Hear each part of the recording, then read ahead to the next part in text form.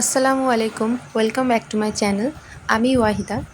আজকে আমি আপনাদের সঙ্গে শেয়ার করব বেবিদেরকে কিভাবে ড্রাই ফ্রুটস পাউডার বানিয়ে খাওয়াবেন। আপনাদের কাছে একটাই রিকোয়েস্ট, ভিডিওটা দেখার আগেই কিন্তু একটা লাইক দিয়ে দেখা শুরু করুন। চলুন তাহলে ভিডিওটা শুরু করা যাক। ফার্স্টে আমি নিয়েছি আখরোট বাদাম। এটা আমি ফার্স্ট ক্রপের নিয়েছি। আর আমি আমার ছেলেকে 11 মাস পর থেকে কিন্তু ড্রাই ফ্রুটস পাউডার দিচ্ছি। আপনারা কিন্তু 7 থেকে 8 মাসের পর থেকেই বেবিদেরকে ড্রাই ফ্রুটস পাউডার দিতে পারেন। তবে একসঙ্গে অনেকগুলো দেবেন না। প্রথমে কাঠবাদাম, কাজু বাদাম দেবেন, তারপর আখরোট বাদাম দেবেন। তো আমি আজকে তৈরি করছি আখরোট বাদাম, কাজু বাদাম আর কাঠবাদাম। এই 3টে বাদাম দিয়েই কিন্তু আমি ড্রাই ফ্রুটস পাউডারটা বানাচ্ছি। আর ড্রাই ফ্রুটস পাউডারটা কিন্তু অল্প করেই বানাবেন। চলুন তাহলে কি করে বানাচ্ছি সেটা দেখে নেওয়া যাক। ফার্স্টে আমি কাঠবাদামটা ভেজে নেব। এখানে গ্যাসের ফ্লেমটা কিন্তু একদমই লোতে রাখতে হবে। আর কাঠবাদামটা আমি জল দিয়ে ধুয়ে নিয়েছিলাম, এখানে ভিজিয়ে রাখিনি। চাইলে আপনারা ভিজিয়ে রেখে খোসাটাও তুলে নিতে পারেন, তারপরও এইভাবে ড্রাই রোস্ট করতে পারেন। আর এখানে আমি কাজু বাদামটাও ধুয়ে নিচ্ছি। তো এখানে আখরোট বাদামটা আমি ধুইনি, এই দুটো বাদামই ধুয়ে নিয়েছি। চাইলে আপনারা ধুতেও পারেন, নাও ধুতে পারেন। তো কাঠবাদামটা হালকা ড্রাই রোস্ট করে নিয়েছি, তারপর কাজু বাদামটা দিয়েছি। এটা কিন্তু একটু টাইম লাগবে, টাইম নিয়েই করতে হবে, কারণ আমি এটা ধুয়েছি তাই একটু বেশি টাইম লেগেছে। না ধুলে এতটা টাইম লাগবে না। এই যে উপর থেকে যখন হালকা লাল হয়ে যাবে আর হাত দিয়ে কিন্তু আপনার ভেঙে দেখবেন, তখন দেখবেন একটা মুচমুচে ভাব চলে এসেছে, তখনই বুঝতে হবে ড্রাই রোস্ট করা হয়ে গেছে। তারপর আমি দিয়ে দিচ্ছি আখরোট বাদামটা।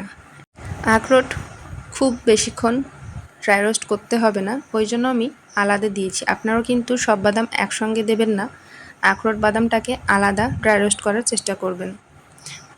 আর এটা অল্প ড্রাই রোস্ট করতে হবে, না হলে কিন্তু অনেক তেল বেরিয়ে যাবে। আর আখরোট বাদাম থেকে কিন্তু প্রচুর পরিমাণে তেল বেরোয়। তো এখানে আমার ড্রাই রোস্ট করা হয়ে গেছে।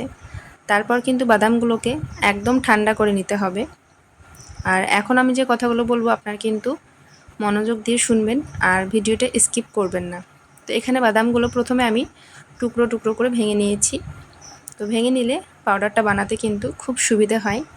তারপর মিক্সার জারে দিয়ে ভালোভাবে একটা পাউডার বানাতে হবে। এখানে কিন্তু ইম্পর্ট্যান্ট, পাউডারটা যখন বানাবেন তখন মিক্সারটা 4 থেকে 5 সেকেন্ডের জন্য চালাবেন, আবার অফ করবেন। এভাবেই কিন্তু 4 থেকে 5 সেকেন্ডের মধ্যেই চালাতে হবে আর অফ করতে হবে। এর থেকে কিন্তু বেশি চালানো যাবে না, তাহলে কিন্তু বাদাম থেকে প্রচুর পরিমাণে তেল বেরিয়ে যাবে। এখানে দেখছেন আমার খুব ঝরঝরেই হয়েছে, আর বাদামটা একটু এরকমই ভেজা ভেজা টাইপের হয়। আর যদি এখানে মিক্সারটা বেশি চালিয়ে দেন তাহলে কিন্তু তেল বেরিয়ে যাবে, আমি কিন্তু এটা বারবার বলে দিলাম। আর আখরোট বাদামটা আমি আলাদা করেছি, কাঠবাদাম কাজু বাদাম একসঙ্গে, আর আখরোটটা কিন্তু অবশ্যই আলাদা করবেন। আখরোট বাদামে কিন্তু প্রচুর পরিমাণে তেল থাকে। তো ওটাও আমি একভাবেই 4 থেকে 5 সেকেন্ডের মধ্যেই চালু করেছি আর অফ করেছি। এভাবেই আমি পাউডারটা বানিয়েছি। দুটো পাউডারই আমার বানানো হয়ে গেছে। তারপর এই যে একটা পাত্রে নিয়ে দুটো পাউডারকে একসঙ্গে মিশিয়ে নিয়েছি। এটাও কিন্তু আমি ঠান্ডা হওয়ার জন্য রেখে দিলাম। ঠান্ডা হয়ে যাওয়ার পর এই যে একটা এরকম এয়ার টাইট কন্টেনারে এটাকে স্টোর করে রাখছি। আর এটা আপনারা নর্মাল টেম্পারেচারে 7 দিন পর্যন্ত রাখতে পারবেন। তার জন্য আমি বলছি, পাউডারটা যখন বানাবেন তার পরের দিনই আপনারা ফ্রিজে এটা সংরক্ষণ করতে পারবেন 15 দিনের জন্য বা 1 মাসের জন্য। তার থেকে কিন্তু বেশি একদমই এটা রাখা যাবে না। আর প্রথমে অল্প করেই বানাবেন, বেশি বানানোর দরকার নেই। এটা 1 মাসের বেশি যাবে না, তখন বাদাম থেকে তেল বেরোতে লাগবে, একটা বাজে স্মেল চলে আসবে, বাদামটা তখন নষ্ট হয়ে যাবে। তো এই বাদামগুলোটা আপনারা সব খাবারের সঙ্গেই মিশিয়ে আপনাদের বাচ্চাদেরকে খাওয়াতে পারবেন। যে খাবার দুধ দিয়ে তৈরি সেই খাবারই দিতে পারবেন।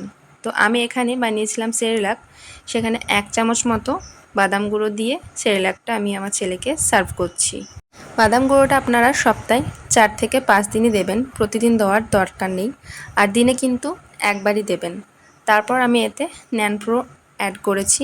যে বাচ্চারা চাবিয়ে খেতে পারে আর বাদাম খেতে একদমই পছন্দ করে না, সেই বাচ্চাদেরকে আপনারা এভাবে কিন্তু পাউডার বানিয়ে দুধের সঙ্গে বা দুধ জাতীয় কোনো খাবারের সঙ্গে মিশিয়ে খাওয়াতে পারেন। বাদামে কিন্তু প্রচুর পরিমাণে পুষ্টিগুণ থাকে।